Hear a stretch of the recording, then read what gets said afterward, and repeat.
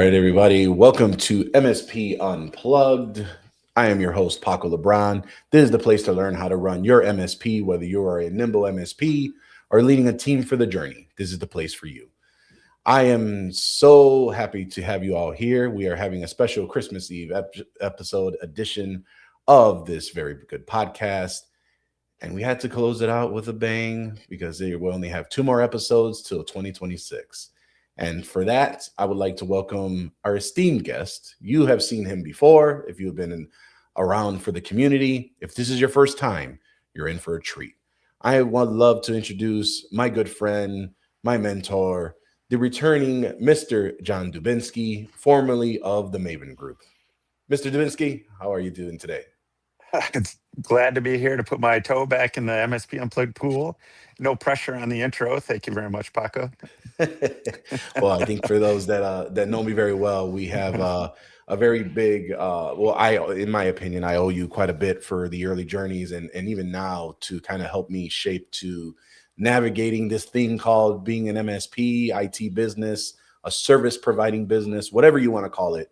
You have been there for many years, and appreciate your kind words, your mentorship, and just all around technical knowledge, because I know nowadays for myself, that's starting to get very wane with all the changes happening. But it's always good to kind of keep my ear to the ground for all those here that are listening. So we have a couple excited folks in the chat here saying hello. How's it going? Mary Tasmiz is our own very own Mr. Taz Cools, Mr. Mike Cooley. Appreciate you tuning in here for today. But before we're going to jump in, we're going to bring back something that we've been talking about from many episodes before, and it's a tip, trick, or story.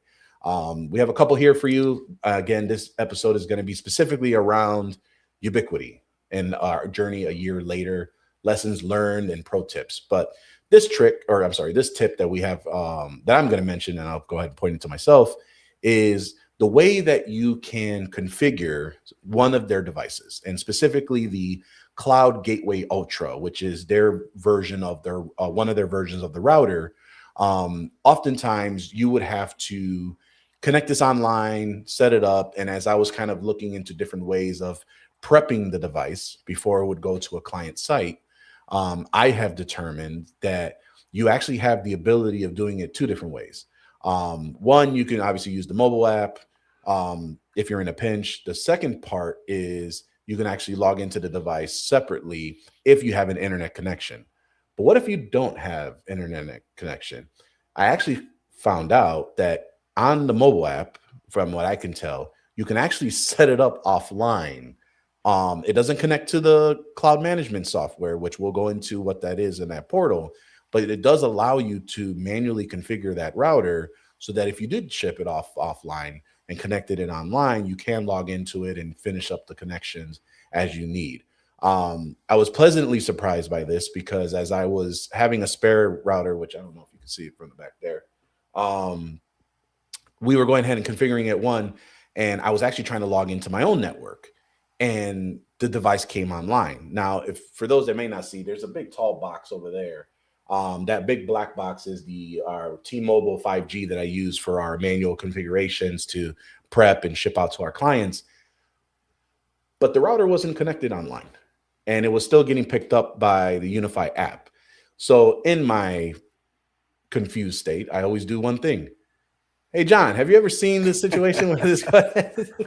And so, through some research, we found that it actually does have some capability to scan and find the router, and you can offline configure it.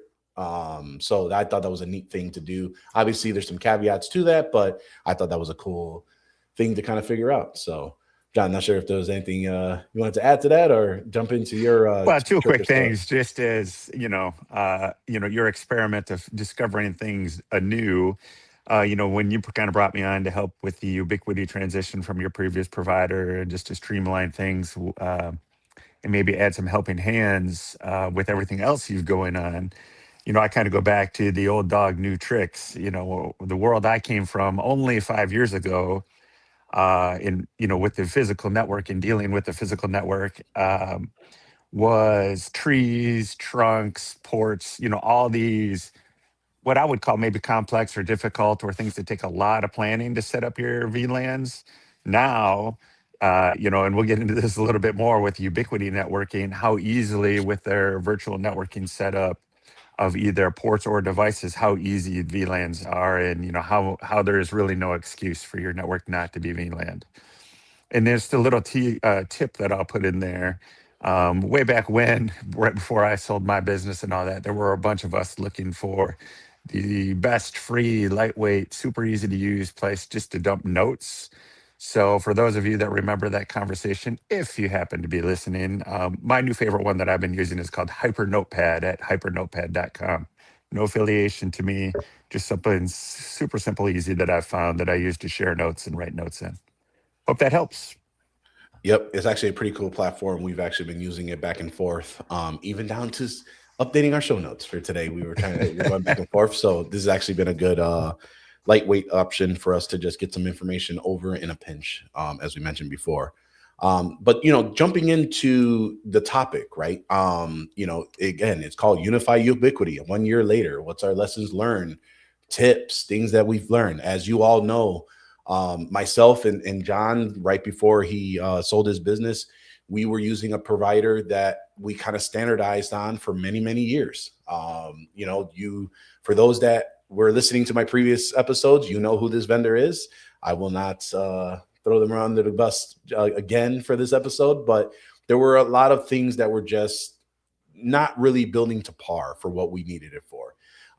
And as our community has always screamed by the top of their lungs, why aren't you using Ubiquiti? Now, I will be the first to admit that, I had a misunderstanding and misconception of the Ubiquiti brand. I had assumed it was still on the terminal commands, the edge router days. I assumed that you had to buy into an ecosystem to be able to manage it in the way that we were used to managing it, which was via the cloud. Through some education and through our co-hosts here from Rick and Corey, support the Fi was the hashtag that was being used last year. And so 1 year later, we decided to kind of take a look, right? And, some of the reasons why we did that switch was the gear was starting to come end of life. And really the vendor wasn't committed. They had a very strong presence in the channel. They had a very strong presence in the IT space. It seems that they veered off into more of the commercial AV stuff with some of the acquisitions and the implementations that they had. It just seemed like it just never clicked. And really the biggest piece for us was, there was a constant, and I always remember a fellow MSP of ours that, or IT business, that would always say $1,000 for a 24 port switch. So, he may or may not be in the chat still, but the point of that is that the prices for that equipment was excessive for just that vendor. It just was pretty much across the board. I mean, it was hard to communicate that value with the amount of technology that was available for that price, is the best way for me to kind of say it. And really down to just quality of service, for the brand itself, and I'll have John jump in here too, because I've been talking a little bit too much. But so as everyone, and in case everyone doesn't know, I had asked John to come into Prodigy Techs to help me out, understanding both on a technical aspect, but helping me research what should be the next line of equipment to move forward to. And we went through them all. There was actually a brand we were going to go with, but we actually stopped because we just were concerned about regulatory rulings and things of that nature, that we had to go back to the drawing board. And so with his leadership and looking into this, just looking through this full line of products, and I'm sure everyone listening already understands it, but it just made sense to make that jump. And I don't know, John, if there's anything you wanted to jump in on that search and how we kind of landed on that piece when it came to the development and just into the IT space for the quality of the products. Well, I think you hit the nail on the head. Probably the primary thing that drove us to move from where we were was just the price increases. I mean, the prices on everything went up, but the pricing on our equipment significantly, five, 10 times more than everybody else's gear. The price went up. Yeah. A little bit in our defense regarding our choice of not choosing Ubiquiti earlier, is I think the platform, maybe in the last 2, 3, 4 years, has matured as we've matured in what we were looking for. So, we didn't want to self-host anything. That was one of our requirements way back when. Now Ubiquiti takes care of all that for us. They have paid support now. They have everything that we wanted. Not to mention the product line that they now deliver. It is, all encompassing, almost to the point of craziness, where everything from phones to cameras to NAS to UPS and all that. So the full line of products really intrigued us. And just a couple of the stories I've heard from other techs that have implemented this. One of my favorite is one of the guys that bought my business now works for somebody else, and he's a CTO. And he tells the story of when he pulls his car in to work, he uses his phone to tap the Ubiquiti EV charger, charge his car, walks over to the Ubiquiti gate access control on his door, gets into the front door of the business, which then changes his phone status from remote to on site. So, the phone calling tree of how it reaches him. I don't totally understand how all that is happening within the Ubiquiti platform or with some third party assistance, how that's happening. But, being able to do that kind of a magic, even if you don't need it, just having the opportunity to possibly do it is very intriguing.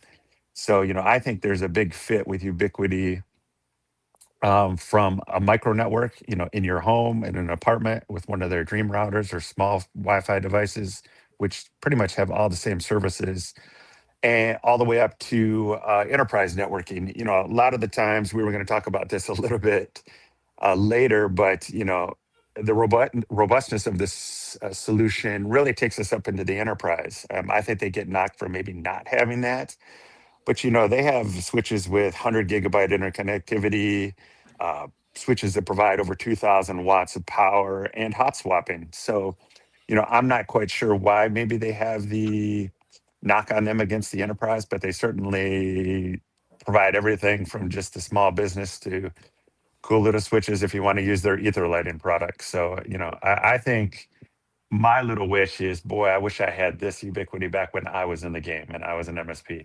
It would have really changed what I was doing. Yeah, even down to like management, the whole ease of use, the complete stack, having that whole ecosystem has been helped. I think one of the things that they get hit a lot for, which I think they now just started fixing, that was no real support. I think it was really led to community support up to a point. But now, and for those that don't know, there is now full paid support. So if that is something that you are of interest in, you can wrap that into your agreements, and you can have wrap that into, hey, this is the equipment, this is the amount for support. And so that you have that ability to ensure that you can get paid support a phone call away. But there are many other different resources that are online, such as YouTube. There is still the community support as well, on that route. So I think that was one of the things I've heard get knocked a little bit from there. And then I've also heard from other times where, you know, the ability of being competitive in the market with their products was supposedly an argument that I received. And in my humble opinion, I think that, there are ways to, if you're trying to make money off of margins of equipment, as we all know, depending on the equipment and depending on the partner program, yes, it could be lucrative. But you're really looking at that more as a VAR or as a project services versus really maintaining your true components and your core, which is IT management. And if you are doing right by your size clients and having the ability to lump on the service behind it, you're going to make money no matter what. Right. So, So let me just clear that up from what I think you're talking about. So you're talking about that maybe Ubiquiti for an MSP is just a commodity item. Since everybody else is using it, how are you going to differentiate yourself? that is Is the that what argument that is I that? have heard. Correct. Yeah, okay. And I don't disagree with that, but I also think I don't really care. I don't really think that 95% of your customers care what it says on their switches or Right. on their gateways or on their access points. They just want it to work so they can do what they do. And my arguments against that, while I do feel that it's, you know, a fair consideration, one of the other things I hear is, well, Ubiquiti doesn't have a true UTM gateway. Mm, My argument would be that 90% of everybody I've ever talked to that has a UTM isn't actually implementing the UTM correctly. right. And the other thing is the beauty of Ubiquiti is there are so many third-party things available for it. Like I have a switch in my garage, super hot down here. So I bought a switch or a mount that somebody 3D printed that fit my switch that automatically also had two mounting points for fans. So I have external fans, one that blows each way on the switch to keep the air flowing over. It cost me $12. I didn't even have to print it myself. And you're not going to find that for a lot of other brands of products. And the reason for that is because Ubiquiti is so popular. So I think that opens up. And I agree 100% with you. If your survival is based on the margins you're making on your networking gear, I think, it's more, you should be pushing your margins more towards your service revenue and project revenue versus your hardware revenue. Right. And there's ways Two, around two that cents. too. Yeah, there's ways Right. around that. I mean, I've learned a whole new, once I get Chris Cool from Cool Technology Group on here, he can tell you a whole different way of how to sell and make money on hardware that's not focusing on the margin, right? And so, and back to like the 3D printing, right? I've also made money on that as well because, as everyone knows, I'm an avid 3D printer. So, like, I can't even tell you how many mounts that I have printed for any type of capacity that I've needed to mount this damn thing. I've printed rack mount hardware, which I have currently downstairs with my 9U rack from Navitec. I can't remember what the name of the rack is, but essentially as a 9U rack, I have my cloud gateway mounted in there. You can do that with any of your ultra switches, your light switches. You can mount them on the wall. I mean, you name it. You can do all kinds of crazy things in the 3D printing community that you can have. So if you have a 3D printer, something to look into because it could be another line item you add for some little bit of change out into your bottom line, or that there's a place out there that you can order these type of things in case you were looking for instead of looking on like Amazon or something of that nature. So I digress. We'll go through, one of the things, right? And again, the show is in purpose to make sure that it's of value to you, right? And so, we're going to go through some of the hurdles in the right brain, left brain for a lot of us on adopting UniFi, right? And so I'll kind of go back and forth. I'll start off with, for me, my biggest thing was how do I replicate what we were using for our cloud management? So for everyone knows, the vendor we used had a box that was a one-time fee. We put it in all our client sites, or their router had this functionality built inside of the router, or how we call it, the IGR, integrated gateway router. So you'll hear me say IGR throughout the program. And that had the ability of not only accessing all of the equipment at the site, but also allowing us to access the modem for the for Comcast, AT&T, et cetera, so that we could have a true full remote management of it, figure out uptimes, stuff like that. And so how we kind of battled this, right, is we had really three options. One, getting a cloud gateway router that allowed us to integrate into the UniFi free cloud platform, which is unifi.ui.com. I'll double check if that's the correct URL. Perfect. But You got it. perfect. Unifi.ui.com, you can actually add a cloud gateway router that has the cloud key built into it, similar to the same functionality that I mentioned, or having a cloud key. And that gains you access to managing it all on their free cloud platform versus having to pay for hosting support. Tip number one. Two was trying to log into external equipment. So sometimes we would need to log into like the cameras, the printers, the scanner, things of that nature. And so we needed to replace this device. So there are others that are out there. The most popular one and has been on the program before is Domots or Domots. Domots is either a small box or a program that you can install on a local PC or a server that will gain you this ability to their own cloud dashboard. The other piece is putting a jump box, which is a term that me and John learned that is an actual term. And I'll let him jump into that here in a second. And then the third is a teleport feature, which is already integrated inside of the Ubiquiti equipment, where you just flip it on with the Wi-Fi Man software on your desktop, and then you can actually mimic the equipment of the site. Now, this only works if you have a different set of IP addresses, in my opinion, from what I've seen, because that we've been specific to marking each individual site a different schema so that you can quickly identify who's who when you're typing in certain commands or IP addresses when you're trying to access certain equipment, right? It's just better on the eye to help understand that a little bit better, because if you do that and then you start getting into the whole, am I on my network or on their network, tends to cause a little bit of confusion from there. But jump box was a new concept, or not so much a new concept. It's actually a concept we've always had. We just never knew that there was a term for what a jump box is. But I'll go ahead and give that over to John to on our discovery. Well, well, the Discovery was the name. I'm pretty sure that just about everybody out there has used a jump box in some form or another. It's just a PC on the LAN, PC running any type of OS that's just specifically used for remote technical purposes. So your box might be a Windows PC that you log into that has tools on it for you to manage the network, access other devices, or be the one way that you gain direct access to the LAN, the local LAN, in order to do what Paco said, do functionality of direct connect to IPs on the local LAN. That's an easy one to do. I mean, that can be done with just about any piece of equipment. You can use something native, create that very low cost. That is one thing that you could probably hang off the gateway inside of a LAN and make it very easy for you to troubleshoot inside the network. The teleport feature is also very nice. A little bit more cumbersome, maybe, to manage if you have a team and how you want to deploy that across your team versus access to a jump box. But still, just a great way to hit. Basically, we're talking about a VPN connection to the network, in with a UniFi flavor of doing it.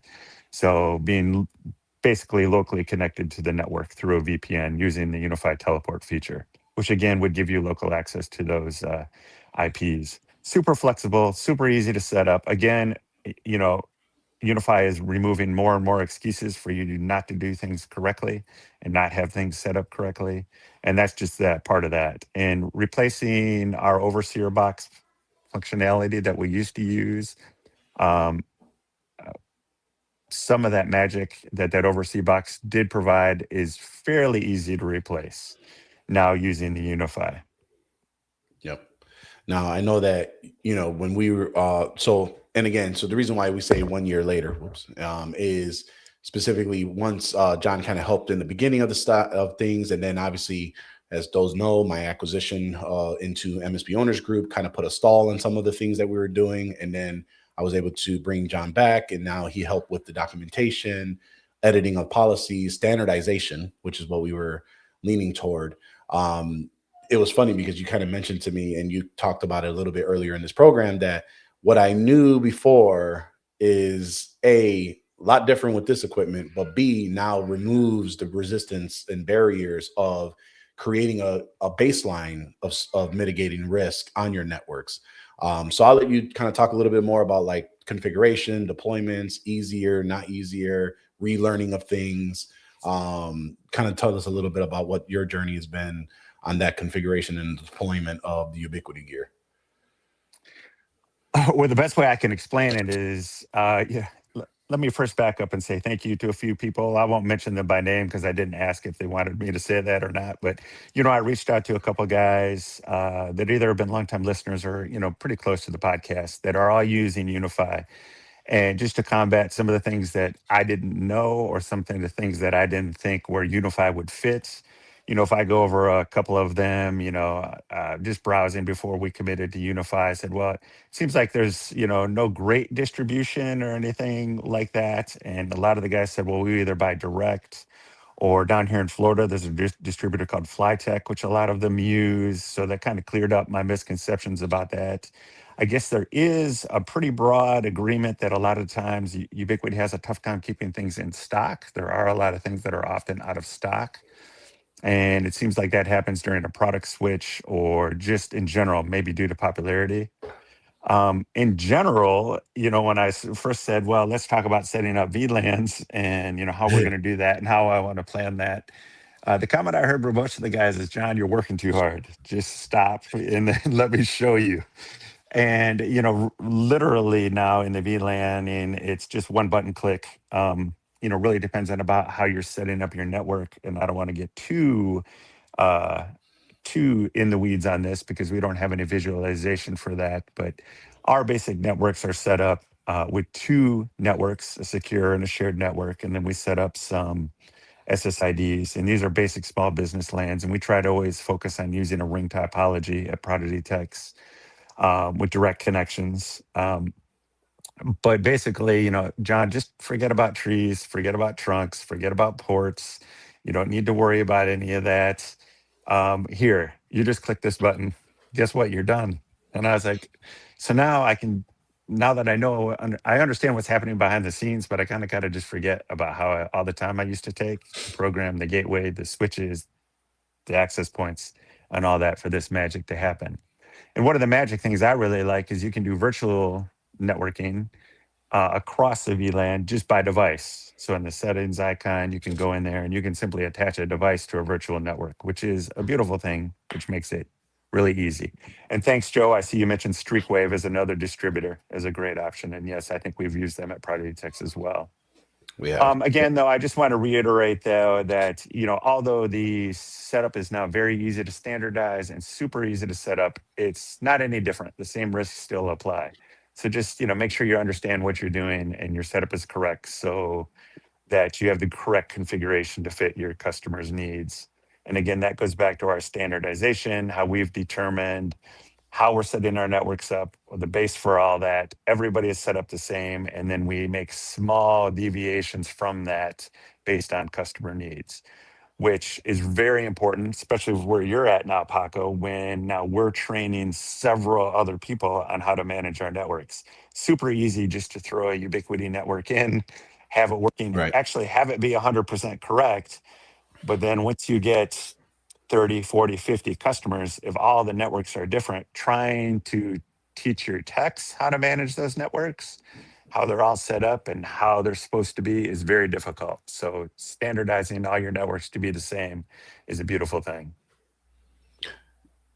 Yeah, no, I think, and even down to the point where we've even created our KBs and our SOPs. There's a couple YouTube links that we have got for some general knowledge for our technicians to understand a little bit more about kind of adopting and understanding the Ubiquiti network, but also now having the ability, as you mentioned, now we have what, 80 engineers now that are looking through this and supporting our network. So, and yeah, they probably have experience with Ubiquiti equipment, but they're not positive on our configuration, right? And understanding how we've standardized across our clients. And so having the ability of having that documentation set in place allows us to, again, just have an easier setup, making sure that all the boxes are checked. And then the easy part about this is that now I can have a technician configure an entire network, pack it up, ship it on site, or take it with them, depending if it's just a simple small network, and they're literally just plugging it in, making sure everybody's online, make sure all the printers are good to go, and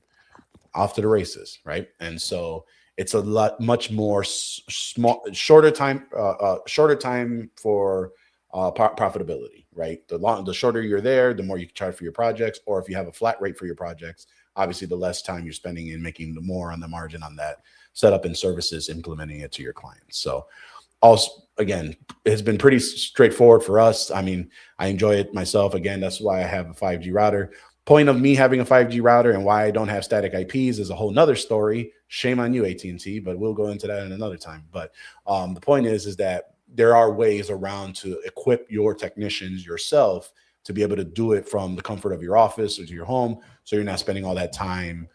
You can do this remotely versus on site, but you do have the ability to do so on site as well. But um, Let's get into my, some of the cool things that maybe I've been taught. yep, The old dog getting taught some new tricks here, I love it. if I may. You may. Sorry to cut you off there a little bit. No, But the no, first you're thing I good. got to run into is, I did this for 20 plus years before I sold my business, networking the whole 9 years. Prior to talking to everybody Ubiquiti, I'd never heard of what's called a DAC cable, a direct attached copper cable.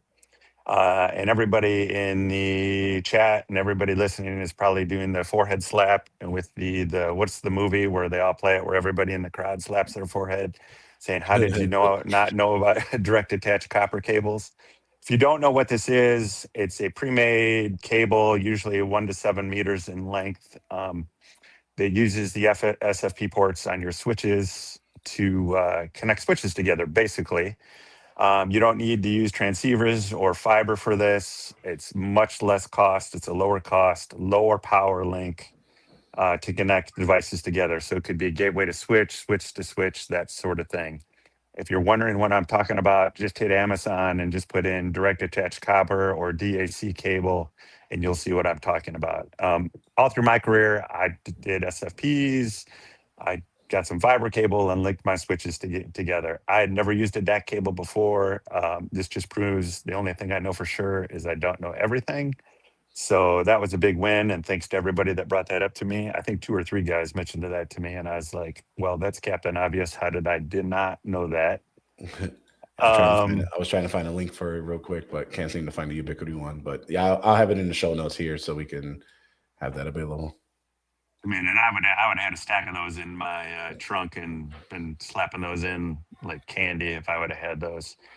The second tip that high end tip was everybody said, hey, make sure when you're configuring your Ubiquiti network, everything's very smooth. But if you make a change, especially if it's what I would call a complex change, where maybe you're making several changes to a switch at once, maybe IP, some other, whatever you're going to do in there.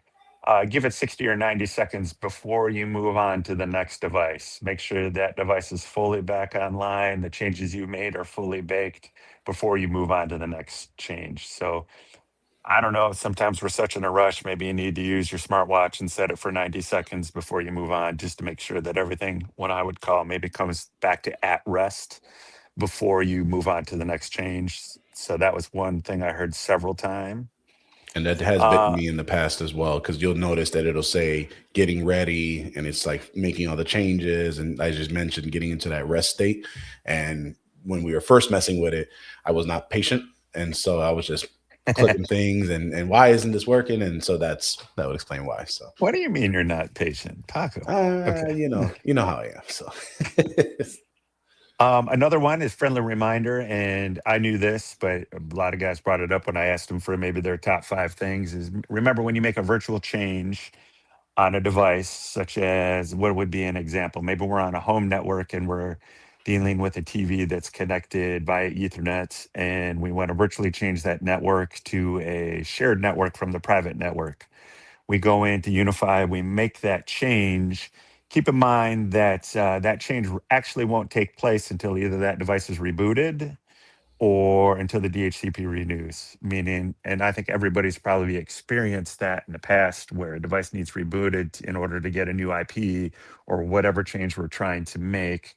But this led us to a couple other things where we actually adjusted our lease times on our shared and our secure networks to make them a little bit shorter, since our networks aren't very large, and that really won't impact our performance, just to free things up a little bit faster. So keep that in mind if you're doing virtual changes or VLANing, and your expectation is things that are going, you need those changes to be made immediately. Either make sure you can reboot them, or you have a way to reboot them remotely, or somebody's there to help you power cycle them, or whatever like that, if you need those changes immediately. And then I guess the last thing I have to add in the cool things to know, or things that I was told, are maybe 5 easy things to maximize what UniFi provides for free, just within the core of the gateway. Meaning, use the tools that are provided. I mean, there are some super great things in there that, looking back in my career, maybe took hours to do, which are now clicks in UniFi. One of those might be app prioritization, meaning if your customers are using Microsoft Office 365 and Teams a lot, click into the app prioritization and mark those apps as priority on the network so they get the focus of any bandwidth that's necessary. Use the cyber secure features for location blocking, ad blocking, IPS, and honeypot, and make sure you apply those settings to all the necessary networks not just to the native or primary network. Um, Make sure that you have a base configuration. This is what we talked about before for our networks, so that you know how the settings you apply are going to affect the whole network. We like consistent naming of devices on the LAN, of everything, so that we know how our schemes and configuration is going to affect everything. A lot of guys said try to use the complete UniFi stack. Try not to deviate so that you don't have to do any special configuration with VLANs or other things that just take up more time. If possible, stay within the whole UniFi or Ubiquiti product line. Um, Another one that I heard that I really like that I didn't really consider, but now is again another Captain Obvious moment is if you're going to use a custom DNS setting, a lot of guys like Quad 9, or maybe you want to use Cloudflare, set that custom DNS up for you, the internet connection portion of your Ubiquiti network. But for all other items on the network, if you're going to go do static or stuff like that, make sure it's using a gateway IP address for the primary DNS. What this does is this drives all the traffic through your gateway, not around your gateway, and then all of that magic, that cybersecurity and other things that are happening, the gateway can handle for you. So you're not bypassing that. And uh, the other focus was on picking what I kind of defined as a network topology. There's many of these. There's the ring topology. There's a hierarchical topology. In the small networks and at Project 6, we try to use a ring network. And then make sure that you're cabling to device from that ring, not putting in excessive switching. So a lot of times when we inherit a network, Paco, you'll go in and we're searching and searching, and we find 5-port switches everywhere. Yep. There might be 6, 7, 8, 9 5-port switches to expand the network. And even to the fact where we've maybe found a switch, I don't know, a year later Yep. that we didn't know because it wasn't a smart switch and it was just sitting somewhere or up in the ceiling, and we didn't understand or couldn't find that due to either our lack of finding it or something like that. But, it's a business, it's not a home or hobby. So, yes, I understand that running cabling can be more expensive than tossing in a 5-port switch, but you also want to be able to monitor, manage, and control every device on your network. So, if you're going to use Ethernet, make sure that you have a direct connection to that core switch. And the last thing that I would add, the more that I look at Ubiquiti, would be is make sure you maybe overspend on that core switch, that primary switch. Mm. Meaning, if you think that you could get by with that 8-port and some PoE plus, maybe spring for that 16-port and get a PoE plus plus, because then you just don't have to worry about it. And you're going to have plenty of power for switching, plenty of power for PoE, all that kind of stuff. So maybe over purchase on the core switch. Yeah. Those are my items that I really, what I was taught by everybody I talk to, and the things that I see that are important to the unifying Ubiquiti network. No, that's awesome. There's one question we have from Jason Thomas over at JTAG. Yeah. He's curious over it. You mentioned about perhaps shortening the DHCP lease times. He asked 24 hours or Yes. less. All right. So we're using 21,600 for our secure networks, and we're using 10,008 for our guest networks. So we're asking our guest networks to refresh more often, and we're asking for our secure network. It's about what's 21.6 6 hours. So maybe once during the day, it's refreshing.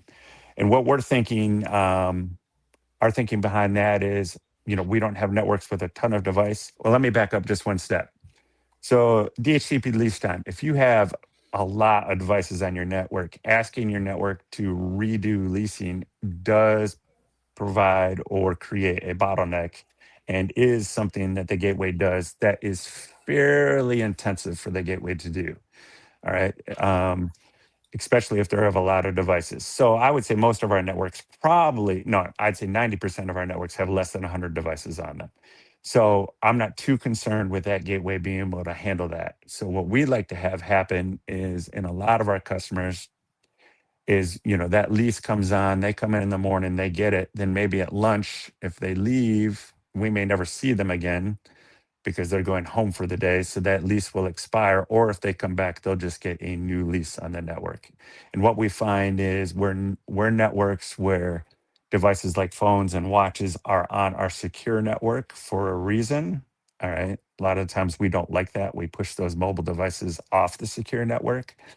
A lot of the times, especially with maybe Apple devices that, create multiple connections due to their MAC addressing, that can overwhelm a DHCP pool. So we like to renew that faster. So, I mean, I know there's a way we can go into each device or through management, fix those on a particular Wi-Fi network. And we do that.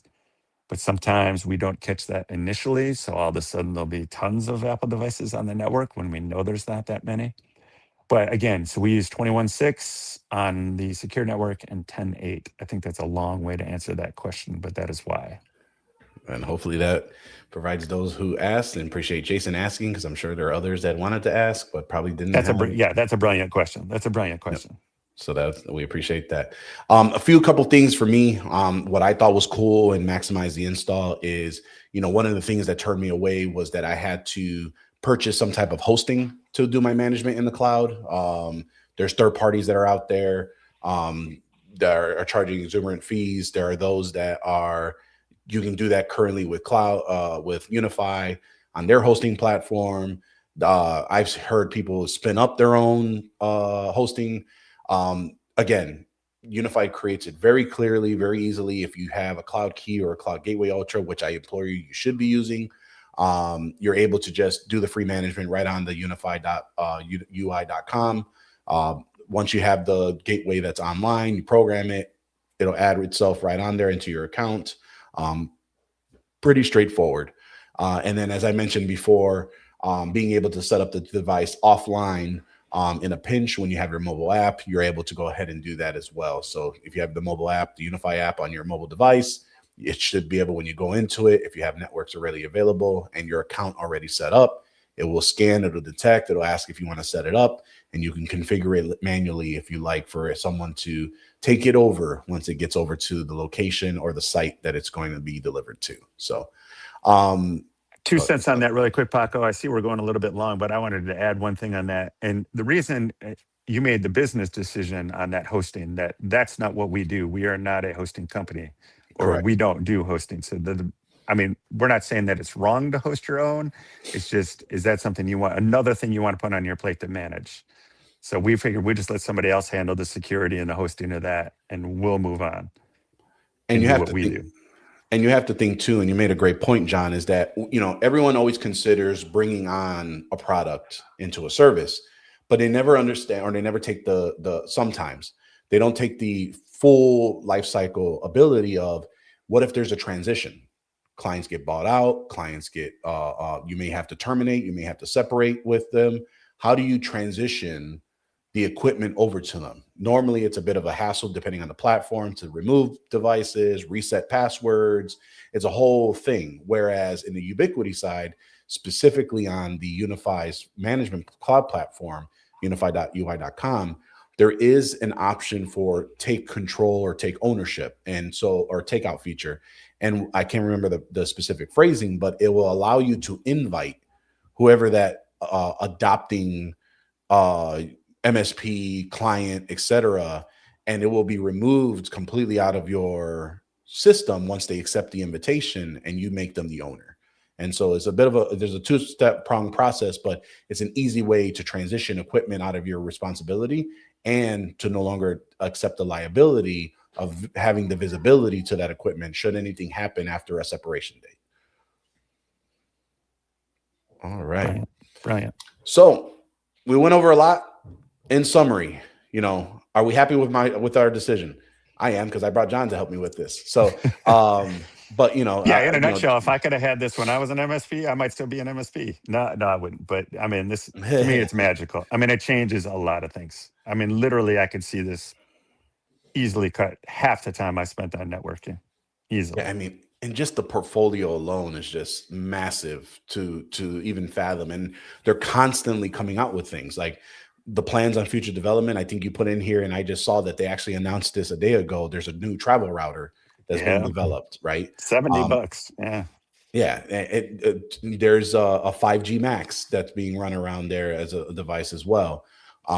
There's so many things coming out, and it's pretty cool to see in such enterprise quality coming down and up. And again, This is a solution that can scale down or up depending on what you're doing, right? One of the features I wish it had, which I didn't mention earlier, is a way to remote deploy, meaning I can configure everything in a portal. They can plug it in, and everything just adopts the settings like the good old mesh days. I can't remember the name of the company Yeah, what that was Adam that? bought. Anyway, well, Open someone mesh, will. open mesh, Open open Mesh. There you mesh. go. The good old Open Mesh days. You can just create it, assign it, and it'll pop the settings on and such. So, but again, a lot of it's been great quality. We've now deployed multiple networks over the year. We've had no complaints, a lot, probably even better abilities with some of the new equipment that we had. Even down to the point where some technicians have stated that, wow, we were really in the 80s with the old stuff. So, Oh, geez. so there is some conversations on that piece. Jason Percival, a community member here, attended UniFi World here. It was in the US, I believe it was in Florida. UniFi World next year. Would love to see if it's a consistent thing in North America. If it is, I would love to be there. Definitely want to make sure that I have some presence there. John, now obviously, depending on how this all shakes out, are you going to be at UniFi World next year? I can tell you 0% chance if it's not North America, but there's a slight chance otherwise. Gotcha. And then the ultimate goal, right? And something we've been working on for a while, but you never know, are we going to have UniFi at TechCon? There's some things in play. We're having some good conversations. We're trying to get to the right people at the right time. But, again, there's not a true channel presence of UniFi, right? And so we're working on that ability, same as we've talked to and brought other brands such as Synology and those that didn't even understand what MSPs were. And now they're completely dominating and creating a different skew on that. I know that there's been some angst across the Synology platform, which I'm not familiar with, but I have heard some murmurings around the things, but you get what I'm trying to say. The hope here, maybe we can get UniFi here at TechCon as well. If you can pull that off, Paco, you'll have earned your reputation. I will tell you, being part of MSP Owners Group, I have seen some things happen here that I just did not even think could have possibly happened, that announcements will be made in the new year. So the fact that A, we're doing the things that we're doing, and B, the people I have behind me and in partnership alongside me, I would probably say there's probably a good chance. I'm more confident now than I have in previous years to try and get UniFi at TechCon. Will I get them? We'll see, but that's the good part of this whole thing, right? Is you never are, as Mr. Jason says, late to the party to join in on things that we're trying to implement.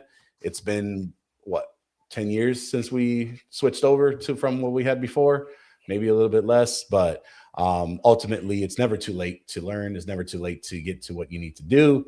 And there's always a good time to adopt with a great community that you have on your side. And that's all I have to say for today. Mr. Dubinsky, is there anything last thing that you want to sign off with before we round out the show? I know we said we were going to do this in 30 minutes. It's 48 minutes and 39 seconds. So it's a good conversation. I hate to go long.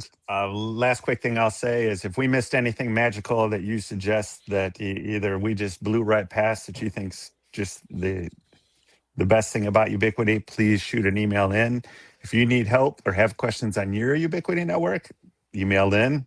I think we're both willing to answer questions and do a remote session and help those in the group if you think we can. Other than that, Merry Christmas, Happy Holidays to everybody. And it was a pleasure to be back on a show. And I wish it all the best in the new year. I appreciate you coming on here. Yes, Merry Christmas to those that celebrate. Happy holidays. We will have one more episode coming up here. Feel free to email us, info@mspunplug.com, or feel free to comment here in the YouTube business. I will be more than happy to share any details and information over to Mr. John Dubinsky. And it's been a great time here. Oh, we got a couple things here from Mr. Taz Cools. Don't worry about the past. There's nothing you can do about it. Don't worry about the present. I didn't get you one. So with that, I'll go ahead and sign off. I have one gift to bestow upon you. This is specifically to our community members, those that have stuck with us over the last 10 years. I'm pleased to announce, if you haven't seen the announcement, next week, Tuesday, barring any scheduling conflicts, we will be seeing the return of Mr. Jeff Hallish, the former host of MSP Unplugged. It's been 4 years since he's been on the show. We're going to be catching up with him, see what's been going on with his side. and it'll be a great conversation to have with him and see what he thinks, because I'm pretty sure there's going to be that phrase of he'd rather stick a spoon or fork in his eye on what he's seen the last 4 years. So if you're into that entertainment, it's going to be a pure conversation for those with a little nostalgia taste as before we ring in the new year. That'll be next Tuesday, December 30th. Hit notify on the YouTube channel. And again, I appreciate you tuning in. If you love what you hear here, if you love what you hear here, say that 3 times fast. Tune in every week. We're going to be over on the YouTube for video podcast, youtube.com/MSP Unplugged. Like, subscribe, hit that notification button so you can be notified whenever a new episode is available. We are also available on your favorite podcatcher app. Head over to mspunplug.com. You'll see all the icons of all the platforms we're available on. Some of them to name: Amazon Music, Apple Podcast, Spotify. There are many others that we are available on. Feel free to go ahead and handle that. We will make sure that we will have the show notes updated here from there. And when we come back in the new year, after next episode, we will have our announcement in regards to TechCon Unplugged and its return, maybe in the fall. We will talk more on where that will be, some of the excitement around it. The community members know. So if you aren't part of the community, reach out to someone from the community members or reach out to us, and we'll make sure you're into that community group so you'll be in the know for everything going on MSP Unplugged. And with that, I say happy holidays, and we will see you next time on MSP Unplugged.